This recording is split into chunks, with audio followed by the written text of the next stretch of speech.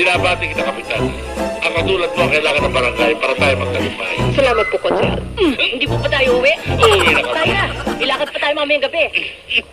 Kapitana, ang galing niyo magsalita. Iyan ang kulang dito, isang mogada. Hindi pa naman. Alam kong malapit na kayo matapos eh. I want some sir, I take the bar. Ha? Bar? Bartender ka?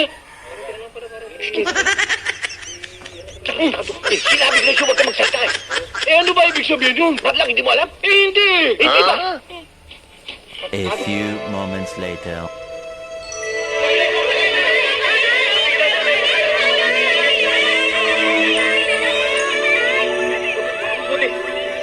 Parang mainit pa to ah. Ang anak ko! Ang anak ko! Anak ko!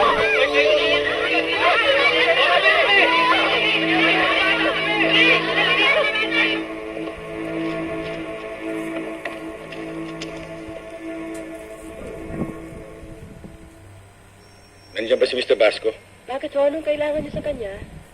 Wala, gusto ko lang siya makausap. Hindi niyo siya pwedeng makausap kung wala kayong appointment sa kanya. Bakit? Sino ba yan? Naku, sandali lang ho. Ikaw ba si Mr. Basco? Ako nga, bakit? Sino ka ba? Ako ang chairman ng barangay Pitong Gatang. Ilang beses na kami sumulat, sir. Tungkol doon sa walang takip ng manhole doon sa barangay namin. Hanggang ngayon, wala pa kayong ginagawa. Teka. Tanda ka ng pananalita. Huwag ka magtataas ng boses, ha? Hindi lang problema mo kung dapat namin sikasuhin dito. Buong tondo kami ang bagsakan ng reklamo rito.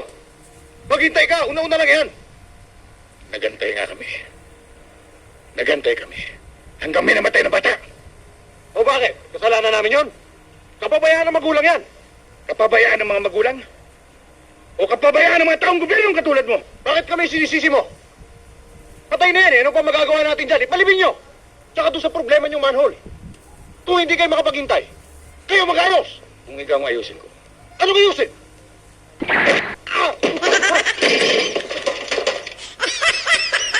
Gusto mong makialam?